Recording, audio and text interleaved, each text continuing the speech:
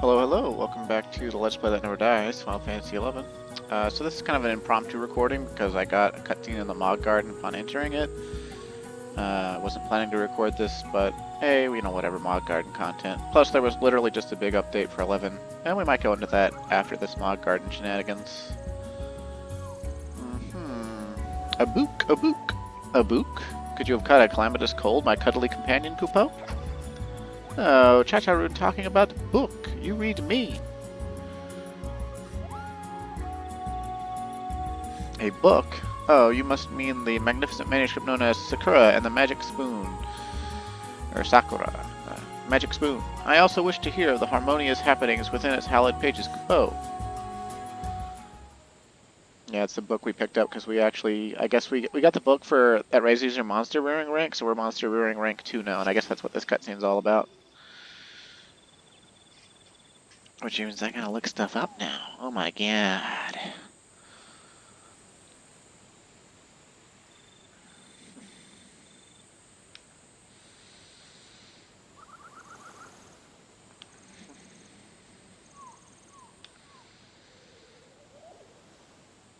Okay. Thank you, Chacharoon. Get much head power. I didn't read that with much enthusiasm. Thank you! Chacharoon get much head power. Susurun's much happy for you watch, son. Have much eye water. Chacharoon don't read so good, but he like listen very much. Ever since he young boy, he begged Susurun for bedtime story every night. His favorite story about crystal warrior who defeats Shadow Lord in faraway land. It have powerful bodyguard who passed through magical door to Happy Land and has much adventure. There, warrior rushed by savage tribe, but beats 'em back and defeats real strong Odin. Since long ago there exists Crystal, the story tale of great warrior known across land. He defeated evil and greedy Moogle who steal all of Jingli. Also give lesson to evil magic user. Even faced hopeless future, not lose hope. Man looked to different world for new future. He traveled through land across forest to save people from Lord of Underworld. That his story heard just another day. Chacharoon grew up with various stories. Chacharoon always say, he be world's strongest warrior. What? It's story of you all? So story true? And Susurun have requests from strongest warrior. Chacharoon have no interest in Jingli, none at all. I can do business no without Jingli, and me no do business, me no have more children. Please help Chacharoon learn handpick Jingli, I beg of you. Okay, we'll hear about the parents' plea. Susurun knew he'd count on you.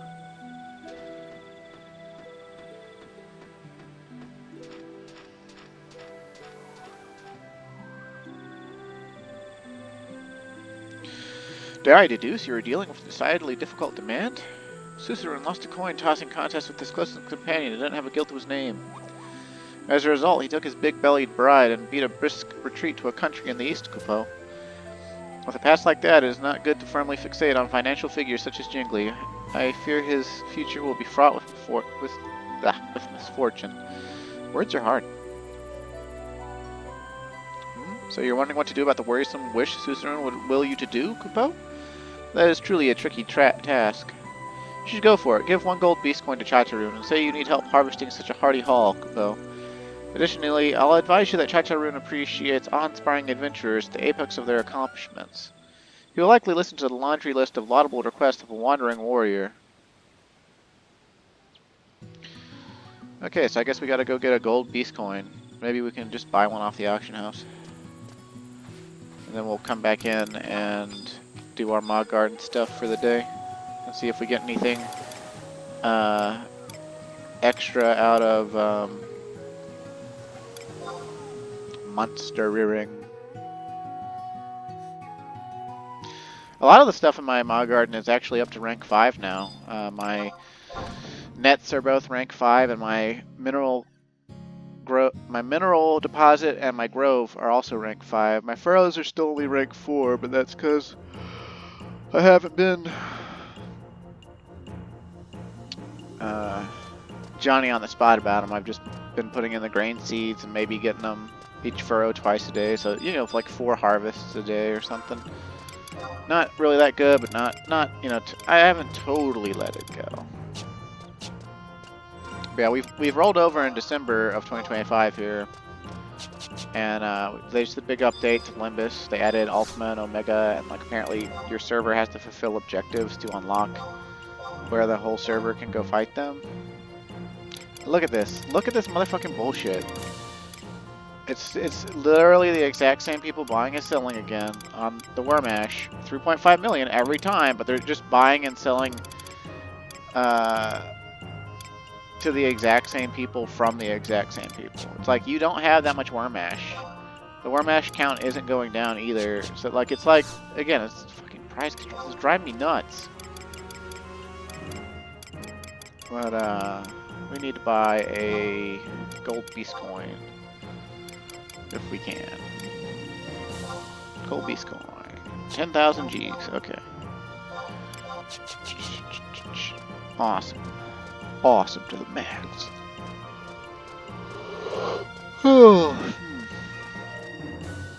Yeah, I stayed up a little late extra last night because the month rolled over, and I just decided that, like, since there was new stuff coming out, I would get my monthly stuff out of the way as quickly as possible. But we've got some monthly stuff that actually takes a couple of days. But yeah, I already did all my peculiar foes. And I'm going to need to try to do AMAN Trove today. I think after I buy the Silver Vouchers from the dude and finish out a couple more of the objectives, I think I'll be able to do 2 Venus Orbs and 2 Mars Orbs. And I'll probably get mimicked on every single one, but there is a low chance that I get one of the Hoxney items again and get to be filthy rich again. So that'll be a thing, maybe. What I would actually really like to get out of Trove, though, is I'd like to get drops from the Shinryu high-tier battlefield, because his high-tier battlefield drop rates are fucking abysmal, even on very difficult. And I would love to have a Crepuscular Mail and Helmet, and a Crepuscular Knife as well. And a Crepuscular Cloak. I would love all of those Crepuscular items. They do exactly what the Twilight items did back in the level 90s. And it would be a massive improvement to our re-raise set on the jobs that can wear the Twilight Mail. The Crepuscular Cloak would let us cast Impact at item level, so that Impact wouldn't get its duration resisted. Like, the wiki says that Impacts can't be resisted, and that its duration is the only thing that gets resisted, and that when it gets resisted, its duration is cut in half. But from what I've seen, it actually does get resisted,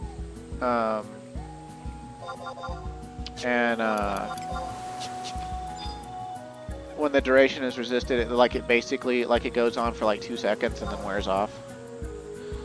And like there's no log message for it because it's like a bunch of stats, and for whatever reason they don't let you see them. So that's kind of annoying. Yeah, we're getting giant squids out of our net a lot. I like that because that'll let me make this one food that I kind of like to make that has accuracy and magic evasion. It's not like the best food in the world, but it's pretty good. Oh man, is that 3 giant squids? Bro, I'm gonna have to make some of that stuff.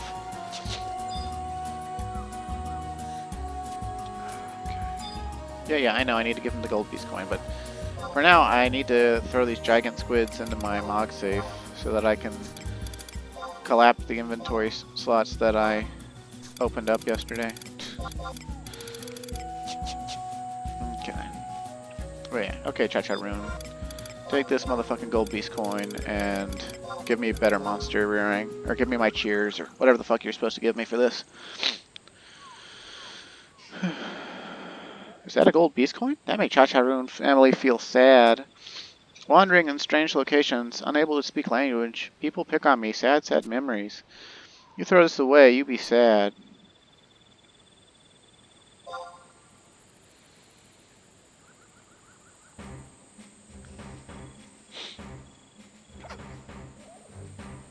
Is that so? I know no use such strong bodyguard. I sorry for bemean you. If you forgive me, I help you gather jingly you speak of. Cha-Cha-Roon still have a long way to go to avenge sheep. Cha-Cha-Roon continue to cheer you on. Look what I can do. Charm! The Lamb Memento satisfies the monster and triggers the cheer lamb. That was a success for first time ever. You very strong warrior. See you around.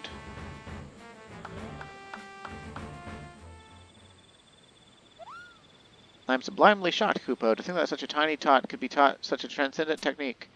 Although this is certainly beginner's luck, I believe that technique requires sufficient shining stars, Kupo. Anyways, the gathering of the jingly proceeded exactly as expressly expected, Kupo. Simply stupendous, Kalman. That went wonderfully well.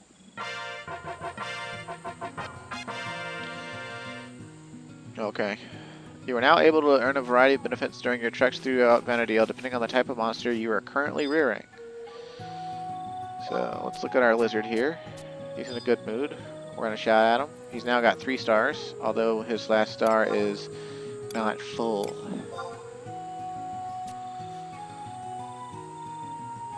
Okay, so he's been strongly resonated with for the day.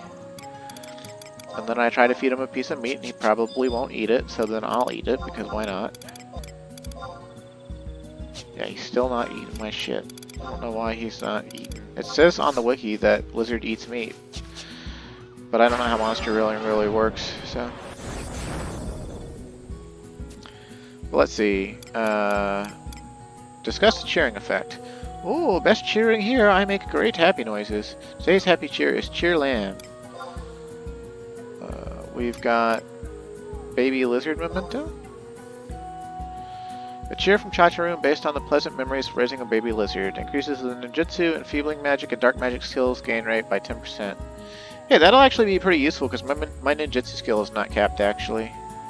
Okay, so you have to spend a star to get the cheer effect to go. I wonder if you have to do that every day or not, or if like you only have to spend it when you want to change the cheer.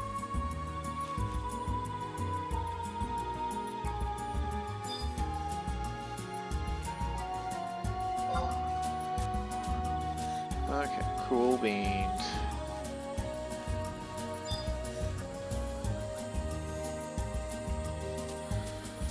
Harvest the crops.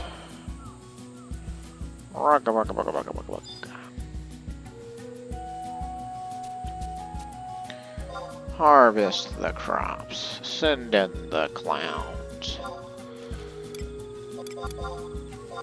But yeah, since a lot of our stuff is rank 5, I think it's actually going to take quite a while for like our grove and our mineral deposit to actually go up in rank now, because it only goes, each spot only goes to rank 7. So, in a lot of spots for 5/7 of the way there. And I happen to know most of the totals you need for how many like times you need to have gathered from the nodes. Like for the mineral deposit and the grove to get to rank 7, you have to have harvested from them 750 times. And as you can see, now that we're rank 5, we can harvest from this mineral deposit 10 times. But as far as I know, we're basically gonna break 200 mining attempts today. So that means that we have like 55 more days before our mineral rank will actually be rank 7. Which means probably something like 20 days until rank 6. And as far as I know, rank 6 doesn't do anything other than, you know, let you mine from it a little bit more. I don't know how much you get from like the transitory period in your mod garden, you know, because it was like nothing was basically happening here for the first 3 ranks, and then all of a sudden we got rank 4, you know, and then all of a sudden, bam, like monster rank, bam, you know, 2 furrows, bam, you know, big dick shit. But yeah, like I don't know exactly when all the other stuff is gonna happen. The pond and the sea net, they only have to be raised like, I want to say it's like 75 times. It's significantly less because you can only raise from them once a day. And they don't, like each fish you catch doesn't count as like a haul-in for whatever reason. So like, it's just, that's just how it is. That's just how it works. And look, I think we've got like 3 trees over here now. It's getting kind of, getting kind of whack with 3 groves technically, but El Shimo Pachira fruit, wow.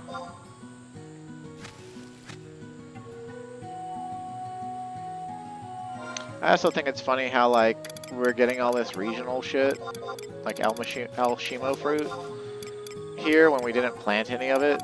It's just growing naturally. It's like, why would it do that? We're on the like western side of the world.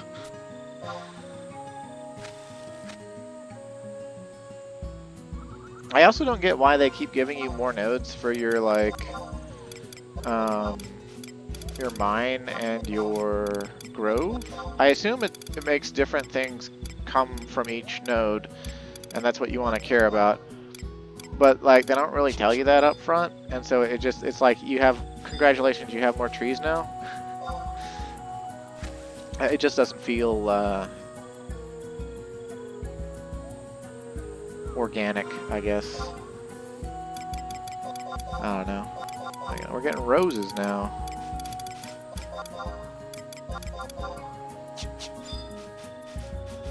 No reason. No reason. No reason. Okay. And we already pulled up the CNET, right? So we're already we're good to go on that front. We've done all the stuff in our mod garden for the day. We've gotten monster rearing rank 2. Let's learn about the garden. Ask about tidbits of information. He'll tell us how many times we've done stuff. Hey, tomorrow we've been in the mod garden 69 days. Yeah, look at that. We've just broke 200 on the grove and the mine. We just broke 100 on the furrows.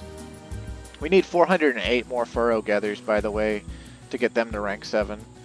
So I'll need to actually like start caring about that pretty soon. Like I don't need, like at the current rate of like harvesting 4 times a day, after the next 55 days, we'll have gotten, you know, 220 more gatherings, and then we'll only need like 190 harvests after that. Well, and when everything else hits rank 7 at the current rate we're going.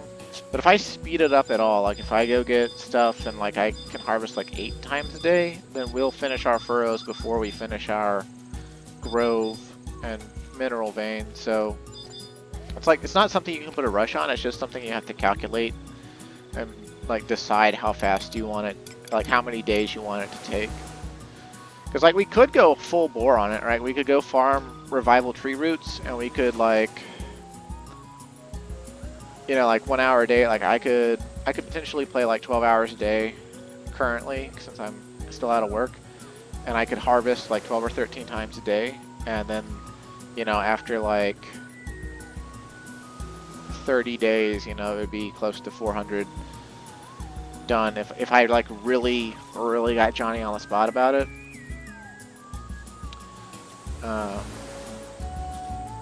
But I'm also kind of just fine to like not care too much and just sort of like let it ride until the other stuff is rank 7.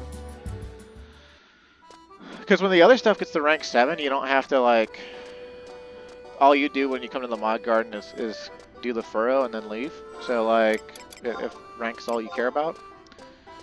So, you know, that might be the way we engage with it. And again, it's one of those things I wish I had realized that it was a time-intensive, like, you know, a time gate, basically. Because if I had realized that, I could have been working on it since before my Let's Play ended. And it probably would have changed the flow of the Let's Play slightly, but it'd be done by now if I'd started it way back then. And I wouldn't have to be worrying about it. Didn't unlock any new key items, no new ranks. Makes sense though. I mean, everything just hit rank 5 like a couple days ago, so. Except the furrows. So, let's see. What was I doing? Okay, so we got, since it's a new month, we've got all the AMAN Trove stuff we can do to get Silver Vouchers. And the super easiest, the next two easiest ones to get are just to go do these. And keep in mind, this Ambuscade, Omen, and Dynamis D ones, they have to be done in the actual instances in parties of people to get you the Silver Vouchers. So those aren't things I'm going to like be able to force on camera. Unless I just like shouted before I started recording. So it's, you know, it's not really that important. I'll probably go do these and then do Trove. We got imprimaturs. We do have imprimaturs. Procure materials from Outer Rakaznar. Dun, dun, dun, dun. Well, we won't do that right now. I don't know where the gathering points are, and I'm not going to run down purple hallways twice today. We just need to pick that up because we unlocked Rakaznar. We're like, I think we're technically like rank 7 on the Pioneers Coalition, which means we're like 1 rank away, I think, from Legend status. Which once we get to Legend status, we just do the last 2 things that pop up in Rakaznar Inner Court. And then I think we're good to go. I think we're good to go do like Peacekeeper Coalition after that. At least that's what I'm planning to do next, because the Pioneers Coalition and the Peacekeeper Coalitions are the ones that are tied to Reeves. And I mean, we do actually need to do a Reeve right now, so I guess I could just go to Outer Rakaznar and do a Reeve real quick for the Silver Voucher. I guess if we run into a mining point on the way, I could grab some burping. That's super disgusting on camera, but you know, whatever. No, but I mean some pickaxes, so in case we run into spots on the way to the Reeve. It's a fairly good hike to any of the Reeves in Rakaznar, no matter where you enter it from. Although the good thing about it is hardly anyone ever does Reeves there, it feels like, so it's so I wish they would change these NPCs to let us buy these in bulk. I don't know why we can't buy them in bulk. Just let me buy like 12 at once so I don't have to care about how many I'm buying. Okay, shut up now. I think I have enough.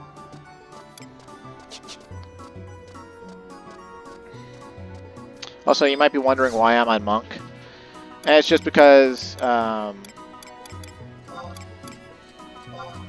when I do my monthly peculiar foes from the end of Voracious Resurgence, I now do them on jobs that I want to get JP on because they don't give any exemplar points. So while it would be slightly faster to do them on like my Mastery level 45 Warrior, they're pretty much just as easy for any of my other jobs now because of how good my Odyssey gear is. And I just, yeah, it's, by the end of it, you get a total of like,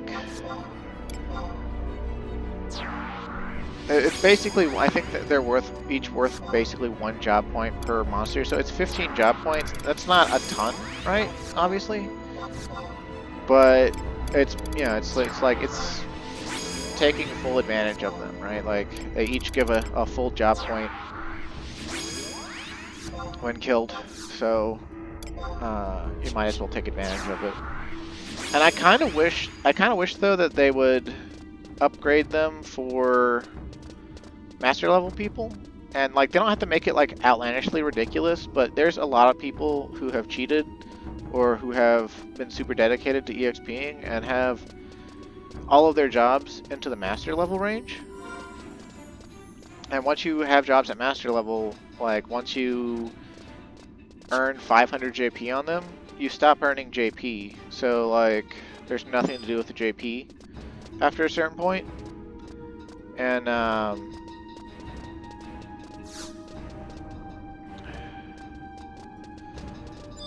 have not been keeping an eye out for mining points. I don't know if we ran past one or not already, but whatever. But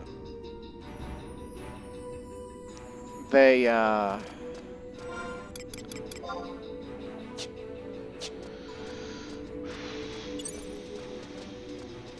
once you've got master levels and all your jobs have JP maxed out, and even really before the JP gets maxed out at master level, like you don't need it for anything because if you've done all of Obero's unlocks anyway, then the JP doesn't matter to you at all.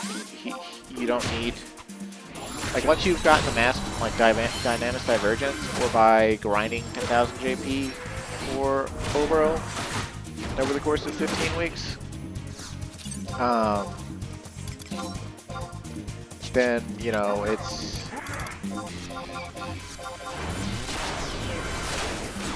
not something that's valuable. So there's literally nothing to do with JP, and if you're either not interested in leveling other stuff to master, or you have everything hit master, then the peculiar bows, like the only thing you get from them is, I think, some merit XP and useless JP, and then obviously the Silver Voucher. And the Silver Voucher is always worthwhile, but it would be kind of nice if they gave a small amount of Exemplar. Like, since they give a full job point, I think it would make sense if they gave at least 1,000 Exemplar. And because that would be, once a month, that would be 15,000 Exemplar that you could put towards any master level job, and that would make the first few master levels just fly by. Because I think that would get you to like the master level 5 from master level 0, which isn't that much, but it's enough to bring your sub job up to 50, and it's enough to like be cool, more or less. Ghostfire Cape for Red Mage. Technically, we need to augment one of those with the refractive crystals to get enhancing duration, as well as enhancing skill. And the reason we need to do that at some point is because the enhancing duration on the Ghostfire Cape's augment in particular, it apparently multiplies onto your other enhancing durations after everything else, and is supposedly superior to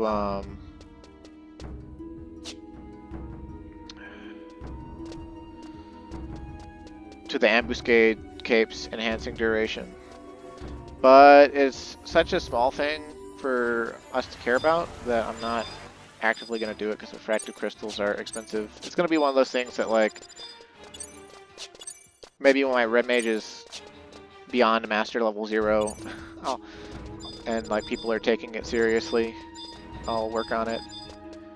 I've hit an interesting point in my FF11 play on this character, where I've been on Warrior so much, so often, so long, that people think I don't know how to actually play any other job, even though I do. And so they always, like, if the job isn't fairly simplistic, they don't want me to come on it.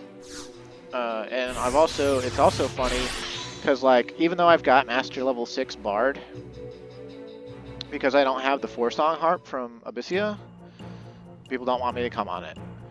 I've got Corsair at Master Level 26. People have asked me to come Corsair to stuff, plenty.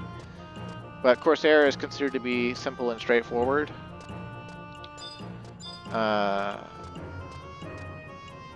My sortie group had me buy a Rostam recently, and I actually met a crafter and got a pretty good discount on it. I have to augment it now. But I've actually got, I've got Corsair, Bard, Warrior, Red Mage, Dark Knight, Paladin, Beastmaster, Samurai, Blue Mage, and I think that's it currently. I've got all of that at master levels, and I know how to play all of it really well. And I've got really good gear for all of it. But people are just like, no, we don't want you to do that. So we're gonna go back in time and do a campaign battle now. Hopefully we only have to do 1 or 2. So we gotta get these silver vouchers, man. We can't force besiege to happen, and besiege has to happen twice anyway for us to get the besieged one. So that's gonna be not something that we get right now, but yeah, meh. Basically, the plan for the rest of the video here is get these silver vouchers, buy more silver vouchers, talk to the dude, get the free Mars orb, buy a Venus orb, and then go and get killed by a mimic. And we'll do that 4 times, maybe more, if I feel like doing the Mars orbs that are on my mules. And then we'll, whatever the outcome of that, we'll go to Limbus and see how things are progressing inside of there. Because, like, there's a big update, and we're pretty slow on the uptake because the update it went live at like 3 AM this morning. And even though I was on at that time, like I said, I chose to do all my monthly stuff just to get it out of the way so I don't have to think about it when I'm, you know, balls deep in the other content.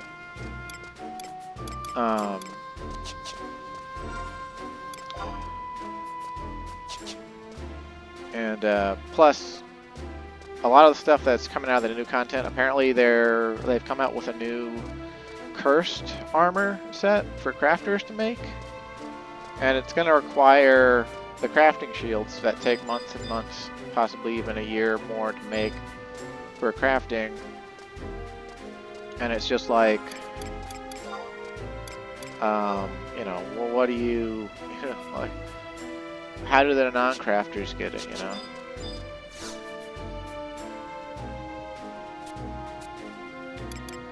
Let's see, let's go to Crawler's Nest.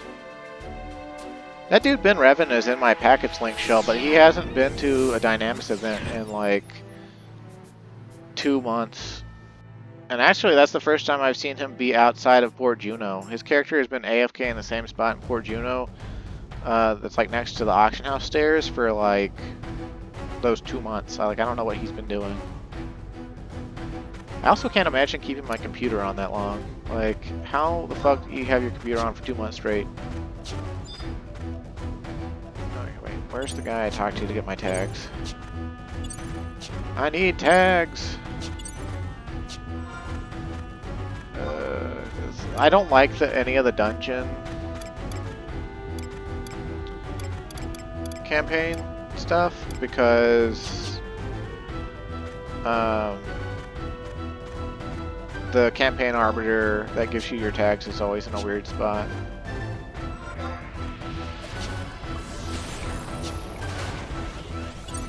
And it also changes based on who owns the zone. Cause like when it's the Beastman, it's a campaign arbiter that's like standing like at a distance from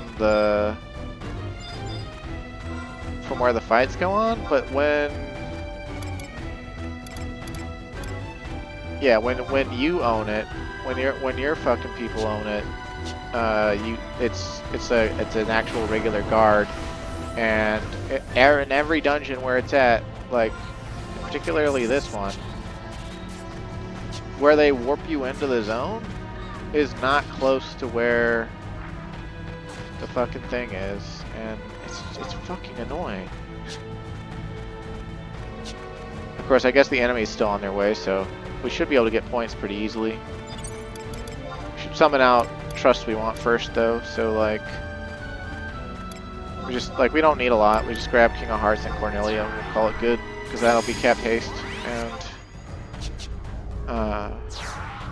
DO3 on every mob. So, although it's gonna take him a while to get to haste 2 in his rotation. Some people don't like him because the first thing he does is DO3. He always defaults to doing DO3, then he does Phalanx 2, then he casts haste. Then after he casts haste, and he'll cast haste 2 on you if you don't already have a haste 2 effect. And if you already have a haste 2 effect, he'll cast haste 2 on himself. And then after that, he'll cast Temper. And then if you've made any light skill chains, then he'll try to default to doing Farraga 4. And he's also Arcana, so if you have any killer effects, like a killer, all killer effect or Arcana killer, you can intimidate him out of hasting you. Like he'll try to cast haste and he'll fail. So he can be kind of wishy-washy depending on what gear and job you're on. But what's really kind of annoying, oh yeah, he also does refresh. What's really kind of annoying is he also melees, but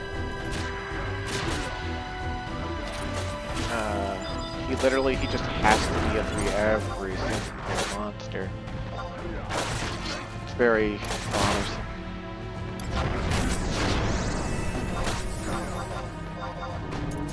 I also feel like I'm really bad at making use of TP bonus weapons. Every time I'm using one, it's like the point of using them is to fire your weapon skills off at lower numbers, and I just like a lot of the times I don't fire it off as rapidly as I should be.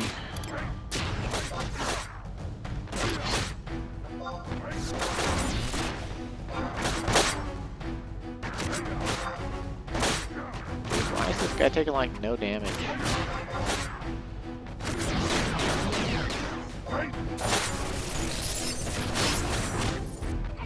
He must have like an omega high level of defense or something.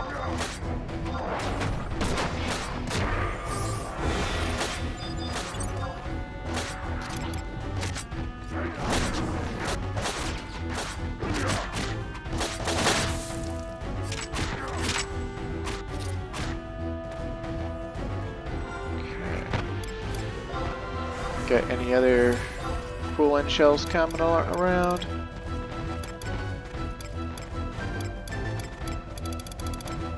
See him. Maybe we can go register for a union. Oh, nope, never mind.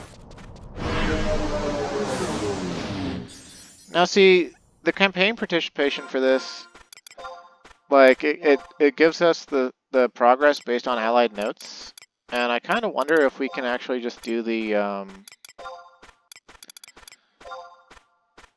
it says participate in campaign battles and receive the requisite amount of notes. But another way to get notes is from campaign ops, and I wonder if we can actually do campaign ops if the ROE isn't entirely accurate, because sometimes ROEs are not entirely accurate.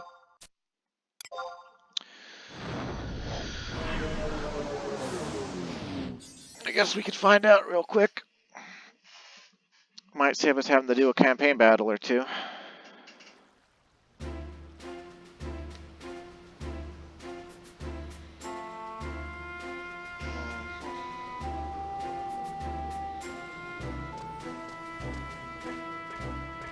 Wait, so how many times did we have to...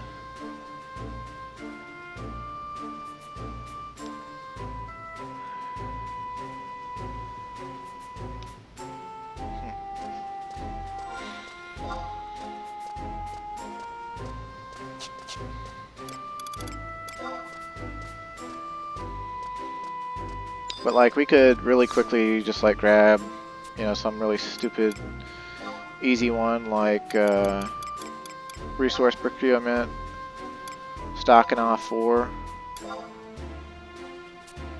Alright, it's really easy to do. I don't know though if getting the notes from it's going to count, since the ROE actually says campaign battles, but you know, whatever.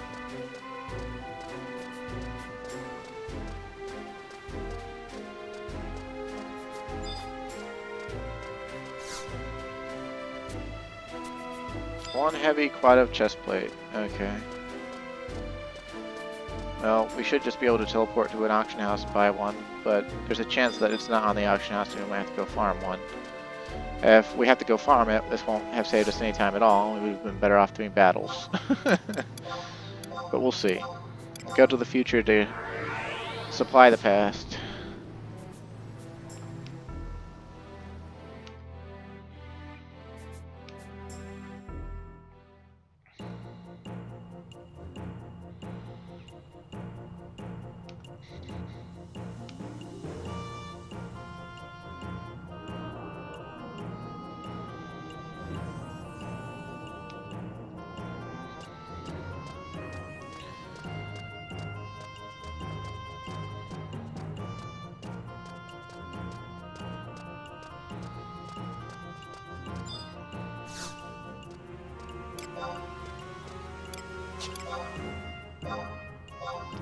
your worm ash that's not selling for some godforsaken reason?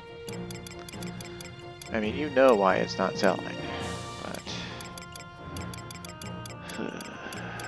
Oh my god, we don't... I can't get to her.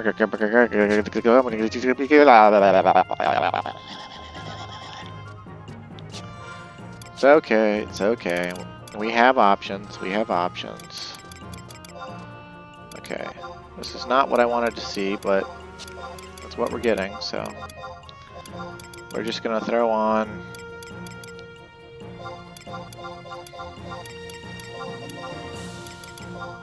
stuff that's gonna let us have Treasure Hunter. And then we're gonna go to Pass Out Marshlands in the past and punch the silver quadavs that have the heavy plate. And we're gonna get it very quickly, game. You're not gonna fucking irritate me, are you, game?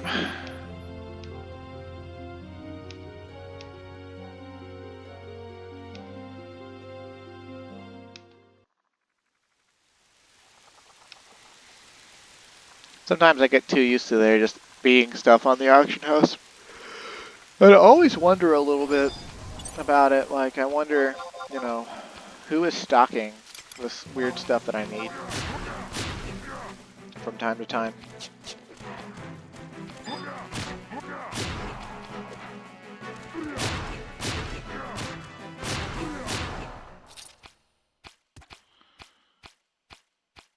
Okay, we want to specifically try to find ones that are wearing silver, because I think they're the only ones that drop the heavy backplate.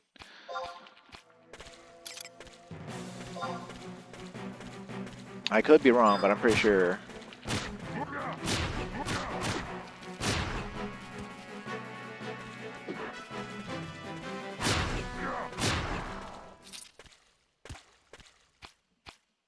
At least they're giving us teleport money, I suppose. Of course, the real question is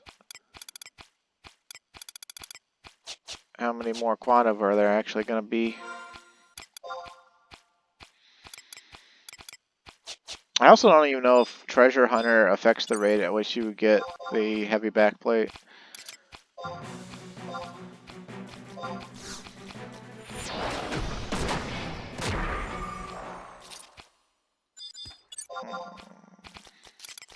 We'll just kill this guy anyway. Maybe it just has to be quadavs in the past, huh? Maybe? No, that's a bottled pixie. Ba-ba-ba.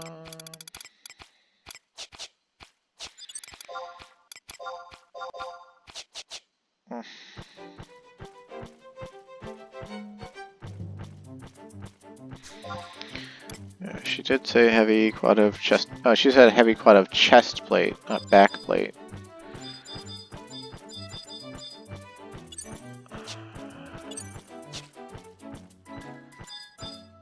Did I look at the back plate on the auction house? There might have been. Let me see about that. I can check the auction house website and see if I looked at the wrong thing.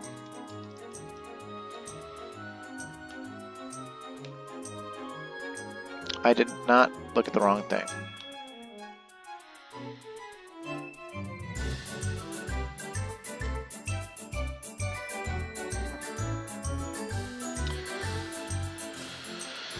Dropped by many quadavs in the Shadowrun era. Added in 2007. Made stackable in 2014. Cool beans.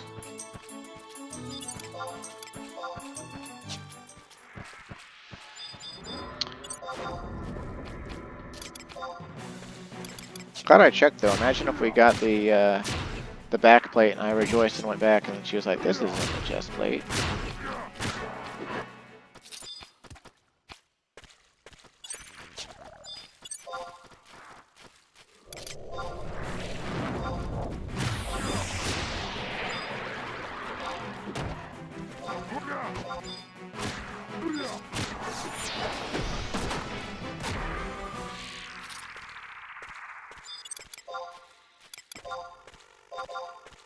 No barking, MJ! God, every fucking time I'm recording or doing anything or taking a shit, she's gotta hear some little thing and start barking.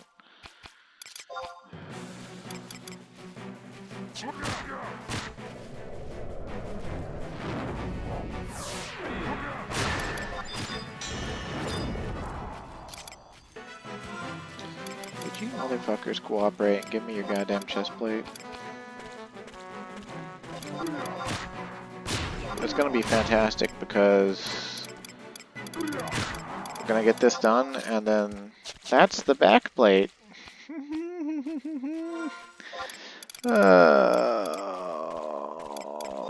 Why couldn't it have been the back plate? Right, because she did, again, we're just checking again. Yeah, heavy quad of chest plate. Oh my god, dude. Croak Methane, is that some sort of NM? I'll kill your ass. Sure, why not? Wait, actually, no. I won't kill your ass. I will look for you in the hunt book. And then come back and hope that you're up.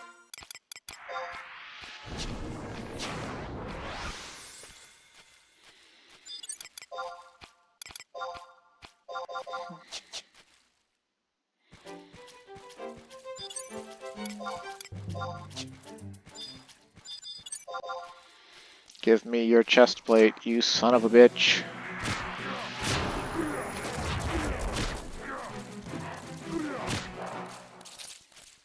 Yay! We did it, Reddit.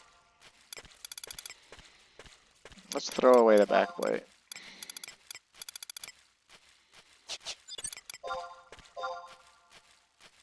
And I think it will be quicker to just warp and then home point. Because the book is quite far away now.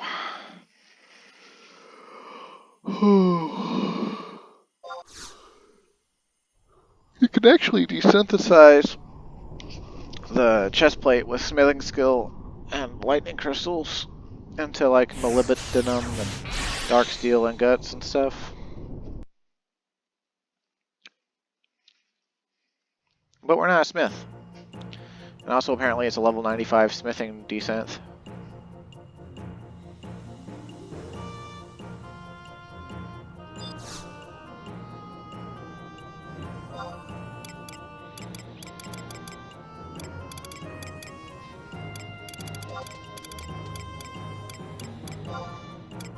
This will answer our question, though, if we can earn the notes for the Silver Voucher thing from campaign ops rather than from campaign battles. Because campaign battles we don't always have to wait for, but, you know, they're not always going to give you the full amount of notes. Like that one we just did where we only got 750.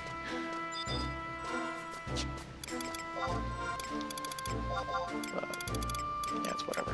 Here's your stupid chest plate. Then we don't get our notes until we talk to Hieronymus. Hieronymus Flex.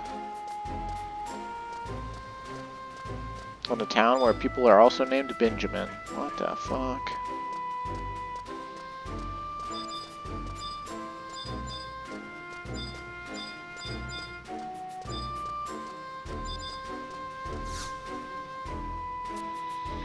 Welcome back, soldier. Now let's hear your support. Or report.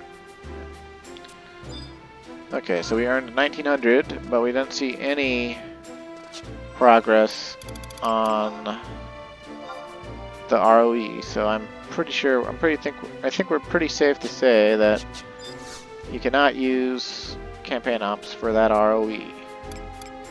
Congratulations, I wasted my life and yours, dear viewer. I am now engaging in open hostilities with you.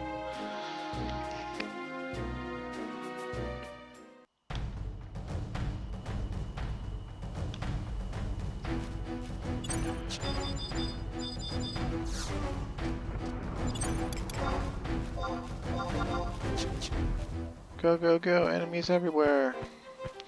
Now, the thing I hate the most about updates happening is that a lot of people use third-party shit for 11, and after every major update, people come into the little channel and the Discords that are sometimes private channels that not everyone can access unless they're interested in cheating. And they complain about how all their cheating tools are broken currently and need to be updated to not be, you know, not be broken. And it was the same fucking way with all the mods and stuff in 14.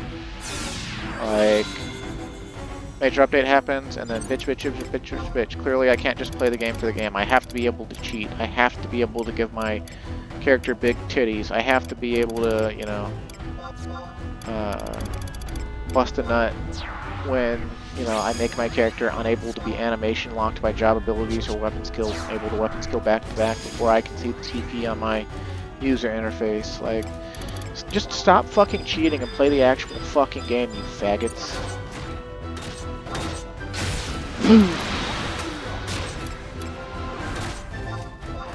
Sorry about that. I get irritable when I think about all the cheaters that play.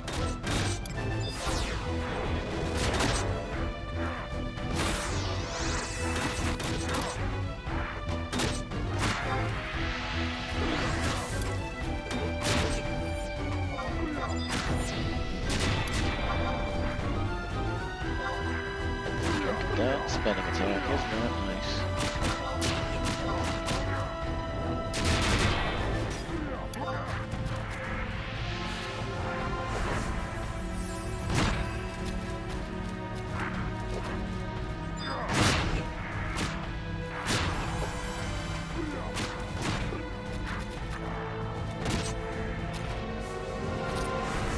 Okay, before we absolutely destroy the rest of this thing, let's register for a union, because we can get extra loot out of having a union registration. I just forget about it half the time.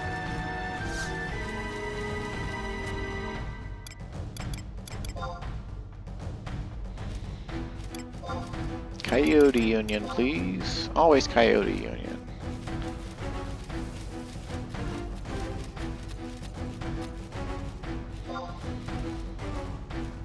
But yeah, people are actually still getting awed by me. Like, I'll record a video for 11, like just like a gameplay centric one, like that Kalunga V25, and they'll be like, how the fuck do you play like this? You're literally vanilla? Like, how the fuck do you play? You play with window effects on? How the fuck do you play? You know?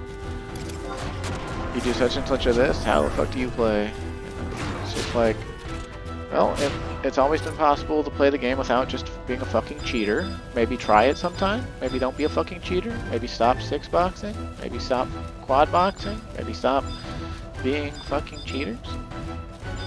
But, you know, human's gonna human, and some people actually never got out of the phase of, oh my god, like, what the fuck? These battles are barely giving a shit. Oh.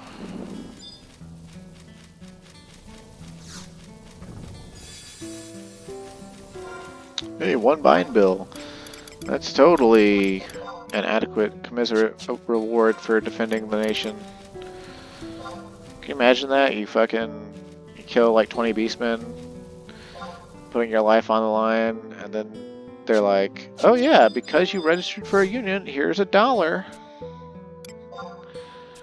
Here's $1. But when they have the campaign fiesta like event for the monthly events that they do, you can sometimes get 10,000 pieces out of the union campaign coffers. And that's usually when the campaign zones actually start getting taken seriously, because people can make money off of them. And that's pretty much, like, for whatever reason, the type of player that just keeps playing 11 without thoughts for any other game, they really like controlling the in-game economy. I guess because it makes them feel powerful or something. I don't know. I don't know why you'd want to be in a monetary rat race, just like in real life, in a game. But, you know, if you're gonna cheat anyway, right? Like, you can just farm stuff AFK while you're asleep and stuff. You might as well, you know, fully reap the benefits of your cheating. And hey, look, another situation where they warped us in, and in order to get allied tags, we have to run all the way around because this is a fucking dungeon. Woo! Isn't that great? Oof.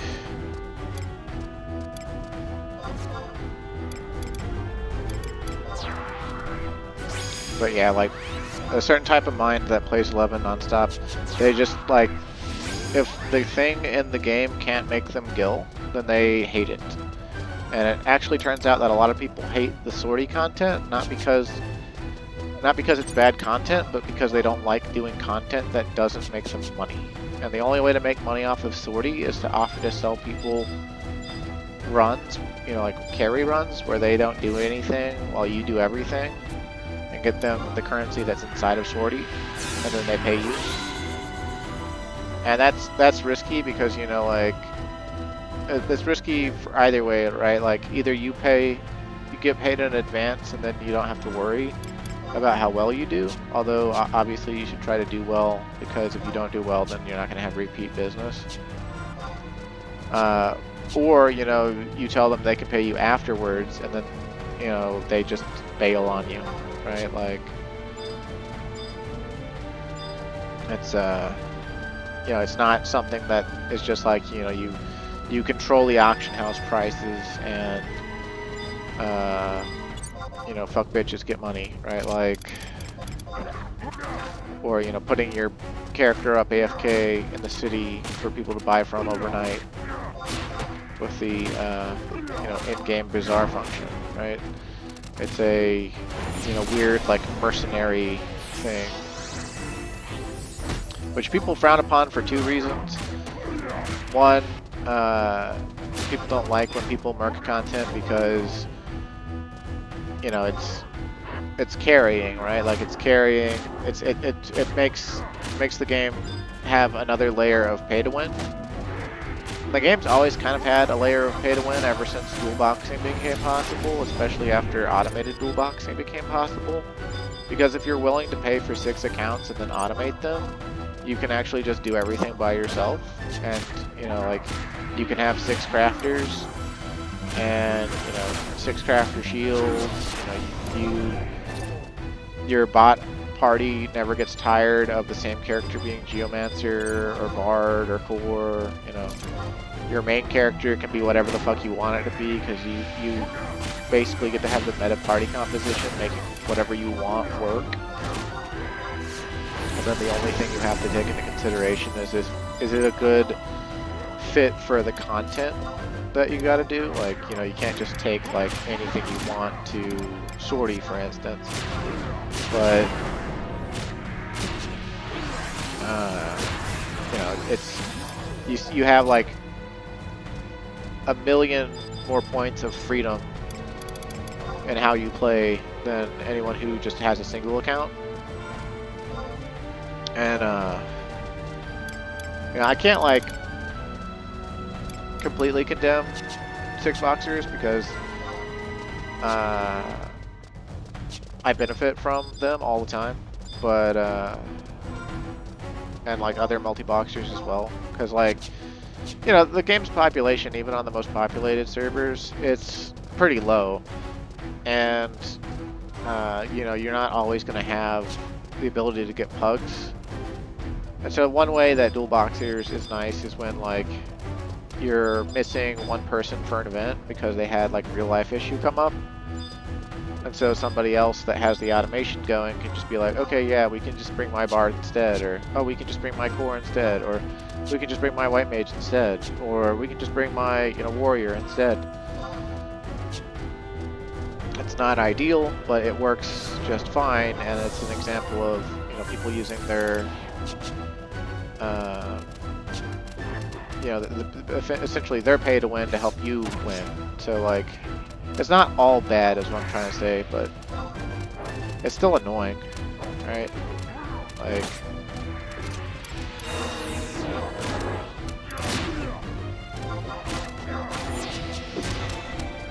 the 6-boxer always gets to look more impressive than somebody who doesn't have the 6-box. At least if they have their 6-box set up correctly, right? Like, they get to make certain jobs look stronger than they are, like, actually are. They get to make, you know, they get to take full advantage of, like, in any alliance content, they can take full advantage of the other party's buffs to give themselves more ideal buffs, since they always have ideal buffs anyway. So, like, if you're an alliance and the rest of the alliance is going to say provide, like, Geo Frailty, then, oh hey, that opens you up to do Geo Melees with your 6-box. So now you get the benefit of both, right? Or, like, you know, the rest of the alliance has a Dancer and a Geo and a this or that, and we're going to be attack capped on the mob regardless of what buffs you use. So now you can use Miser's roll and instead of Chaos roll and have a greater weapon skill frequency than the entire alliance. It's, you know, it's more power. It's like so much more power than being an individual player. It's nuts. Of course, I'm sure the automation part of it isn't exactly effortless, because it's not like everyone who has a 6-box is just automatically good at 6-boxing. You have to, like, set up all the third-party stuff that actually, you know, does all the work for you. And if you don't set it up the right way, then it doesn't do well. And so sometimes you have 6-boxers that, like, they're still really good. They're still doing a really good job, but they're not doing nearly as well as they could be. Or, you know, they just have stupid shit happen, like their tank character doesn't tank, or their, you know, healer doesn't heal for some reason, or, like, you know, their botted characters are more or less getting in the way more than they are speeding things up. Because, I mean, I guess, you know, in order to actually to program your bots the right way, you have to have an idea of what you want them to do exactly. And that means you have to know how to play the game on some level on all of the jobs that you're making your bots do. Or, at a minimum, you have to have looked up what other people that are really successful making their bots do. And while that's pretty easy, right? Like just, you know, you don't need to reinvent the wheel, just take somebody else's Lua or program for, you know, piloting their extra Final Fantasy XI characters.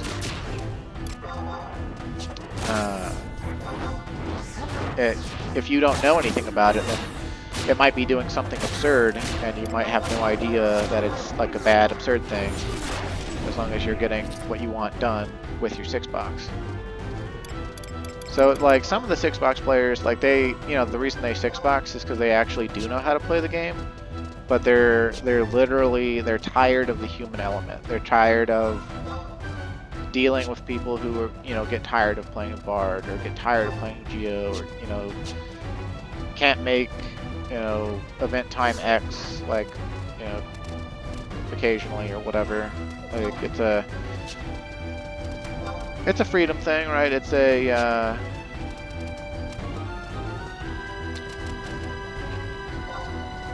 it's like a trade-offs thing, like, you know, it's not like, it's not just because the game has lower population, it's also just because, you know, like, real players get tired.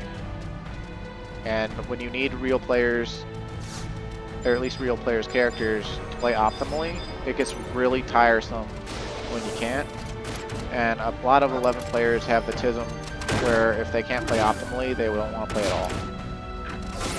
Alright, if I can't have my optimal DPS comp that buffs me all the time, I don't want to play at all. It's the way a lot of people are. They have the opposite mindset that I kind of have. Like, I like I like having my buffs. I like having my correct buffs. I like being able to stealth skill chain with, you know, cap taste. I like doing big numbers. I like all of that. I like all of that a lot. But I also, sometimes it's really fun to me to see just how far you can push a job without any of that. Alright, like how like if the fight, you know, is like killing your healing trust or your buffing trust or your, you know, other party members, like, and it comes down to the wire and like you lose haste and, you know, you don't have any of the stuff you're supposed to have to be fighting optimally, you know, what's the break point, you know, like, can you still win? Can you surprise people by, you know, like, everybody's dead and now you have, you know, it's time, you get to do a play, basically. You get to, you know, pop your 2-hour and save the day, right? Like, the whole point of the human element is so you can have moments like that when you're 6-boxing in an optimal, like, bot party. That hardly ever happens. Like, what usually happens, it's very... It's not as bad as trusts, right? Like, it's not like one person dies and all the trusts despawn and then, you know, you just have to either re-raise and move away and try again after resting, or, you know, that's that, you're done. It's generally like your 6-box strategy will work and be effortless, or you will die. And then if you die, though, like, if it's just one person that dies, or, you know, just, like, you know, it's recoverable, right? So there's, like, no tension. And then it's like, if, you know, more than one person in your 6-box dies, it's like, okay, I might have a wipe here. We might have to re-raise and try again. But, you know, there's a lot less, I guess, tension. I don't know. I'm just rambling at this point. Old man yells at cloud. Old man yells at automated play. I can't believe we're still not done with these stupid campaign battle allied notes thing. Although that Eldium did get us some pretty good notes. We're like almost done. If we can just get one more 750 battle under our belt, we'll be done with it for the month, and we won't have to do any more.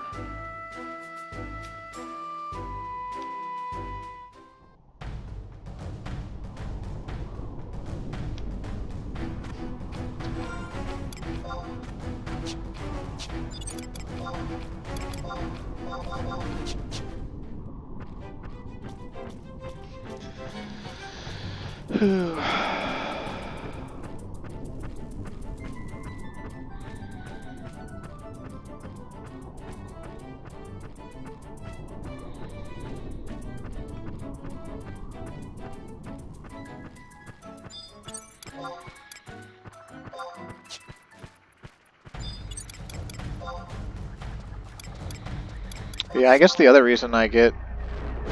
Oh my fucking... I just got here, you sluts! Oh, that battle's over with. Okay, what? Okay, maybe we can make the one in Battalion Downs. Son of a bitch.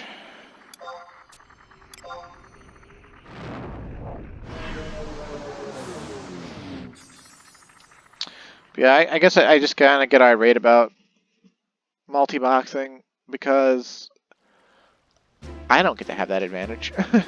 I want that advantage. I want the ideal party that doesn't get tired. I want ideal buffs all the time.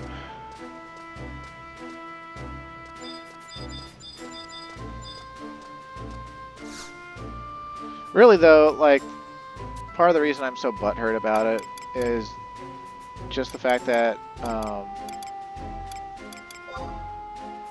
a lot of them automate the EXP process. So a lot of multi-boxers are master level 50, and they have a lot of jobs that are like master level 30 or more. Like this morning, I saw in the Cheaters Discord this guy posted, he's like, oh man, Easy Farm, which is the automated program that they use for farming XP or farming whatever while they're asleep.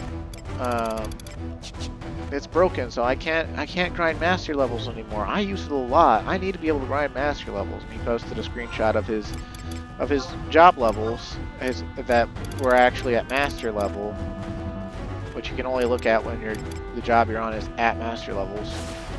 And he has literally every job in the game at master levels, and all of them are over master level 36. And like half of them were master level 50. And it was just really upsetting to see that, because I know I'm a better player than the guy that posted that, and like my highest job is master level 45, and then my second highest one is master level 26, and I've got a few. I've got like 3 or 4 jobs in the master level 20s or higher, but then all my other master level jobs are like somewhere between 5 and like 15, and it's really draining to go grind Exemplar with just Trust. But it's also still really draining to just go grind Exemplar with actual players, because if you shout for XP, you don't know who is going to join you actually. So like,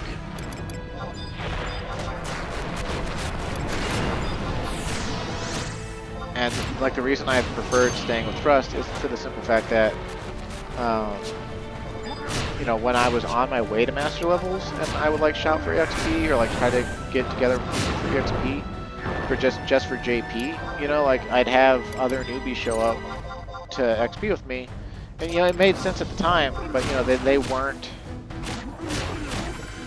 playing well, for XP. And like, I come from a time where when you show up to the EXP party, you better at least be active and trying to play well. Like you might not be that good, but you better be saying in the party chat like, you're trying to do the skill chain. You're trying to be the best damage dealer in the party. Like, I come from the era of like competition, of like hardcore competition and elitism, and like I kind of grew out of the elitism a bit. I'm not going to put anyone down for like playing casually,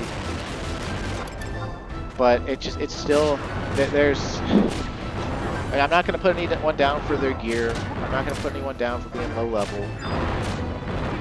Could you at least just learn how to play the game? Like, could you play in a way that doesn't make me want to tear my hair out? Like,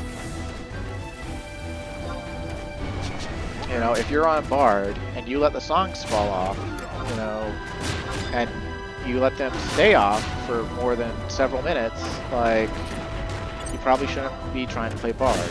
Like, if you're on Samurai and you're not trying to skill chain, or not trying to set up any skill chains, or not trying to close any skill chains, you probably shouldn't be on Samurai. If you're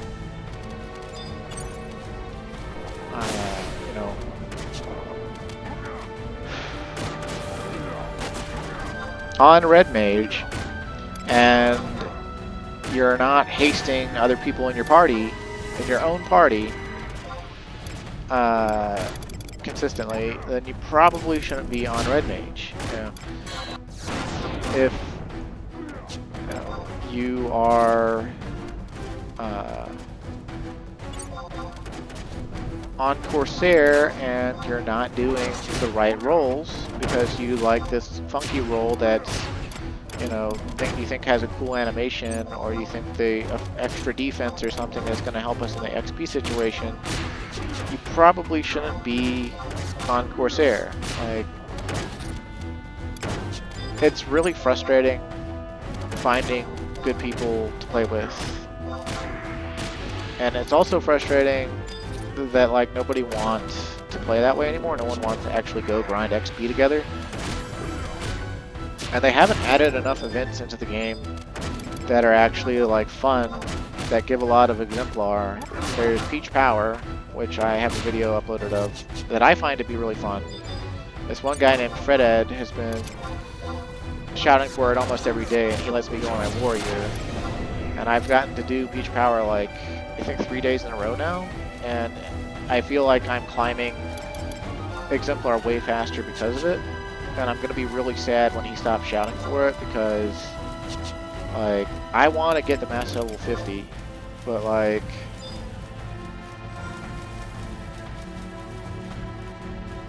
I can't just like automate it. I'm not gonna automate it myself, and hardly anyone, like when they take you for overnight XP,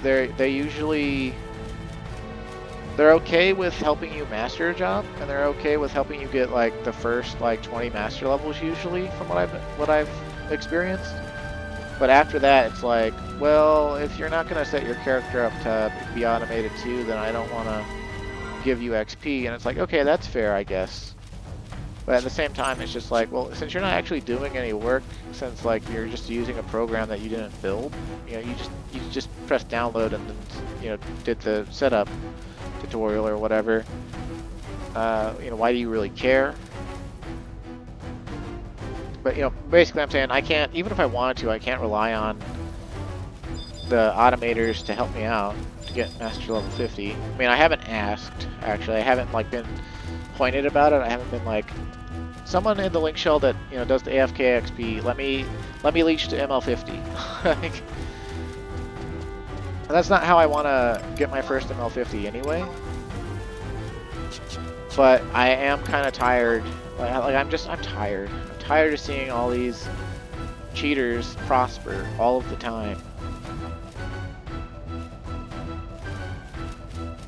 Like, I wish they would sort of tune up the game so that, you know, you could at least prosper as much as the cheaters. Like, let me have good stuff. Let me get, you know, let me get ML50 as fast as those other fuckers who basically get to grind while they're asleep. You know, like, give me an option to go that fast. Or give me, you know, like a meditation chamber that I can go put my character in. If I'm willing to leave them online, you know, like, maybe they'll passively gain, you know, like 10,000 exemplar overnight or something. And like, you don't even have to let me use it every night. Let me use it like once a week. You know, like, let me have options so that I don't feel like I'm just like shooting myself in the foot by not cheating, you know.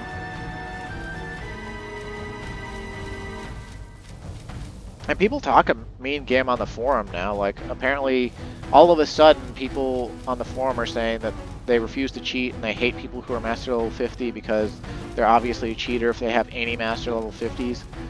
And so I don't know what I'm going to do when I actually hit master level 50, because, like, I'm not going to hit master level 50 before the end of the year, but I am probably going to get to, like, I think it's realistic within the next week or two for me to get to master level 46. So then I'll only be 4 master levels away. Only 4. Which is like a total of like 10 million exemplar or something. But, you know, like, in actual numbers, you know, I'm 46 50ths of the way there. And, you know, I'll feel closer, right? And the grind is only going to get shorter. Of course, it's only for one job, but like, I probably won't be as neurotic about it when I at least have 1 master level 50. And I think at my current trajectory, if I keep getting XP the way I'm getting it,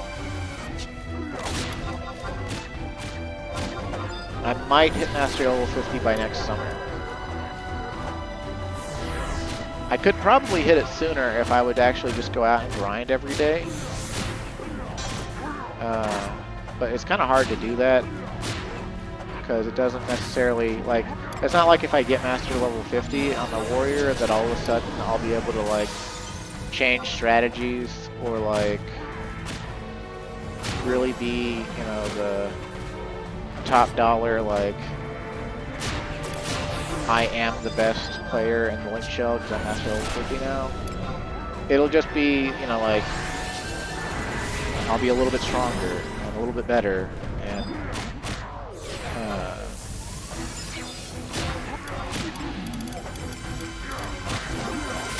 it'll be good.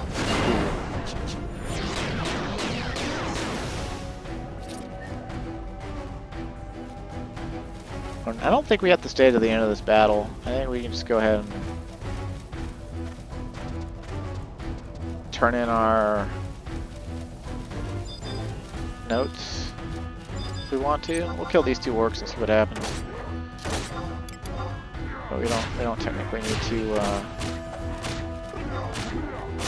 do anything. Just get our notes.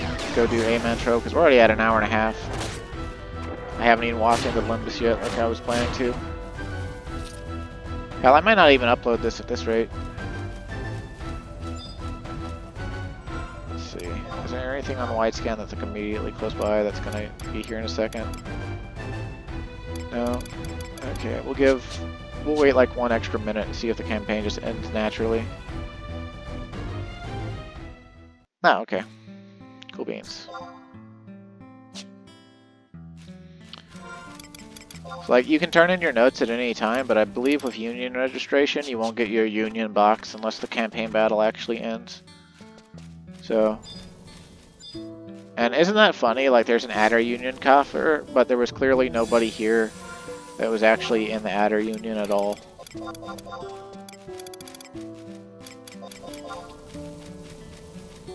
Okay, so see, now we go buy 5 Silver Vouchers from the dude in Lower Juneau. And then we can go get killed by a Mimic. And then we can go step into Limbus and see what's what. Although we're not going to be able to see it all. It's just it might even already be unlocked and killed or something. Ultima's going to be in Temenos and Omega's going to be in Apollyon. But apparently the server has to unlock their chambers with a weekly objective of 100, like I think 7 different types of 100 monsters killed or something like that. And it's going to be a whole thing. But I guess we like at least go see what the log message looks like for the objective. And maybe the server's already unlocked it at this point. We can just go walk down and see people fighting Ultima or something. But yeah, for now, we want to go to Lower Juneau and see if we can get some of this new Hoxney stuff out of AMAN Trove. Which, if we get anything that's Hoxney, then that means we're going to make like 80 to 100. Well, actually, I mean, we'll make between like 50 and 400 million, depending on which Hoxney item it is. Which, from the sounds of things, we're going to need all sorts of fucking money because crafters are about to be back on top here. As if they ever fell off the top. Did I buy all of them? Okay, so he says we have 11 Silver Vouchers in him now, so we're actually going to be able to do AMAN Trove more than I thought. Okay, so now we have 32. That means we can do 3 Venus Orbs, actually. Which I would rather do Venus Orbs, because supposedly they give better stuff. But last month, when I used all my Silver Vouchers, I just died repeatedly. Like, I died every single orb. I did 11 orbs. Actually, I think it was 12 with my mules. And it was 4 Mars Orbs and 7 Venus Orbs. And I got mimicked on every single one of them. And that's what I'm expecting again. I'm not actually expecting to get lucky because AMAN Trove has always been shit and will always be shit and is super shitty. But you do sometimes get lucky. I have gotten lucky in it before. It's not impossible to get lucky. But it really frustrates me because there's no skill involved. You can get a title by killing the mimic if your party is willing to fight it, but the way you have to kill it is like really weird because it's like everyone has to bring re-raise to block with thwack or whatever. You have to like have somebody step out of party to pull it, so that because like the first Thwack will just kill you even with re-raise, and then you have to like skill chain magic burst it down to set intervals, and then like keep using an item called Scapegoats for more re-raise. And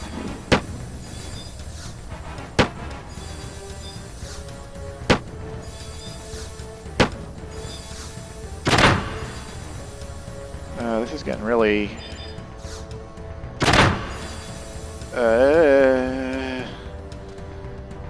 thud thud thud. Oh god.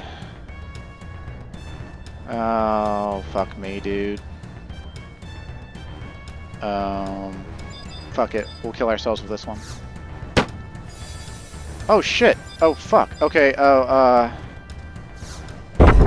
holy shit. Okay. Okay. Okay. We just got lucky. Wow. Holy fuck. Holy fuck.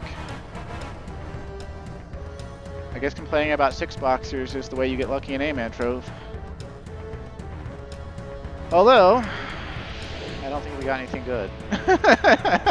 Motherfucker. Let's see, we got... What did we get?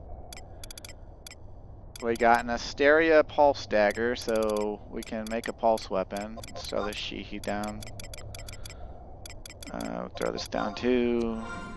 Strength the High Eraser. If you have too much stuff in your inventory, sometimes you just lose what you get out of the box. You gotta be careful about that. Okay, so what all did we just get?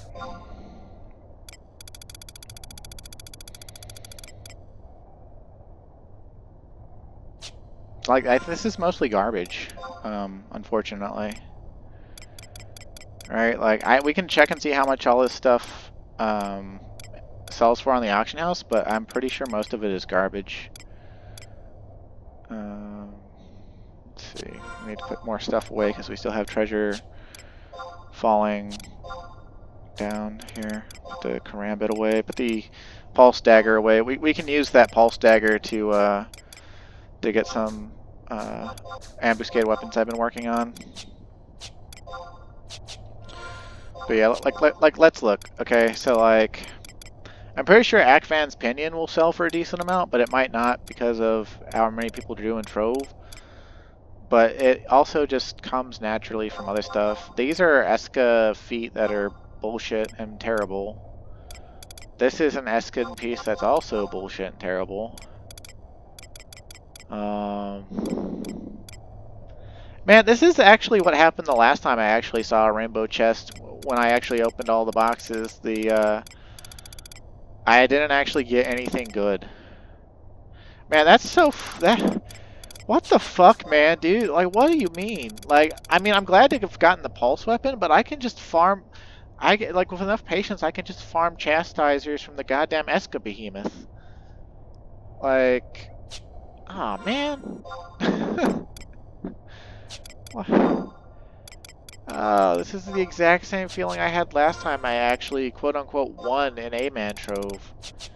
I lose even when I win because I don't get anything of like real substance. But okay, it was better than getting mimicked. It was better than getting mimicked. We're gonna go out on top. It was better than getting mimicked.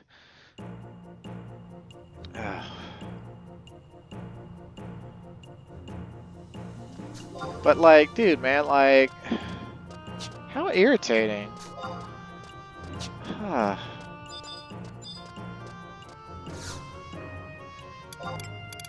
see. What does this sell for anything? No. No. Yes. Okay. Cool. Okay. I'm a little bit happier. We can just undercut these fools and make a little bit of money. What about Penelope's cloth? No. Euclid gut? No. Beetle blood? Yes. But beetle blood didn't come from Trove.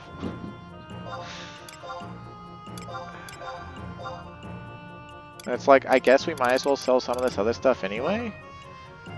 But like, it's not, you know, it's basically teleport and meds money, I guess. It's not like, we didn't get anything rare exclusive that would have been amazing, like Crepuscular or anything. We got, like, it just feels so bad. And there's the best paladin on Bahamut, is a Doma. He refuses to have a link shell for some reason. So maybe he doesn't like how it looks by his name.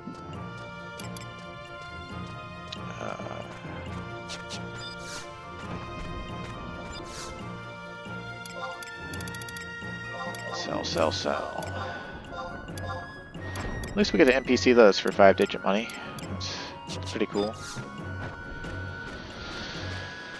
And now we'll go do the Mars Orb, I guess, and see what happens with the Mars Orb. But man, that was a rainbow chest. That was supposed to be ridiculously good, and it was just a motherfucking pulse weapon. Like, those are a big deal if you're new, and you have a bunch of, you know, like you're getting your very first like ambuscade weapon. But I have almost every ambuscade weapon. You know, like I said, I just farm my pulse weapons from the Behemoth and Escazita.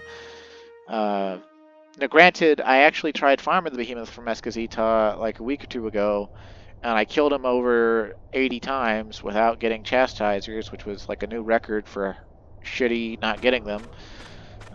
Normally, I'm able to get them within a stack or two, which is 20 to 40 kills. It was like 4 stacks of plutons and just no chastisers. And, oh, my wife is calling. You know what? Let's. We don't need to. You don't need to see more AMAN Trove. I mean, I would like to get lucky on camera again, but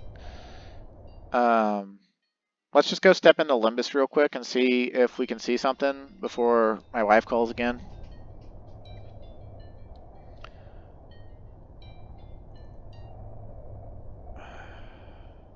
It's like we're at an hour and a half anyway, and like it's let's see, where Lemuria, Altau, 1, go. Go.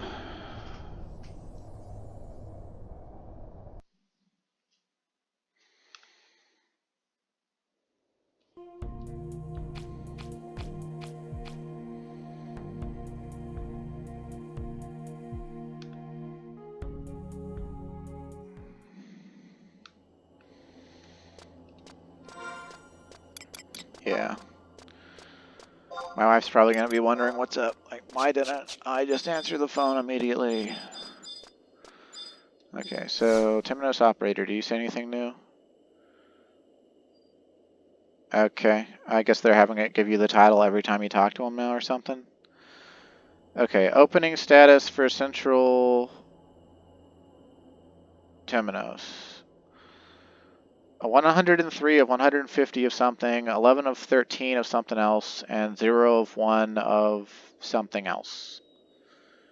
I wonder what the conditions are. Okay, so that's what that looks like, and most of it's gotten done already. But no, we can't actually see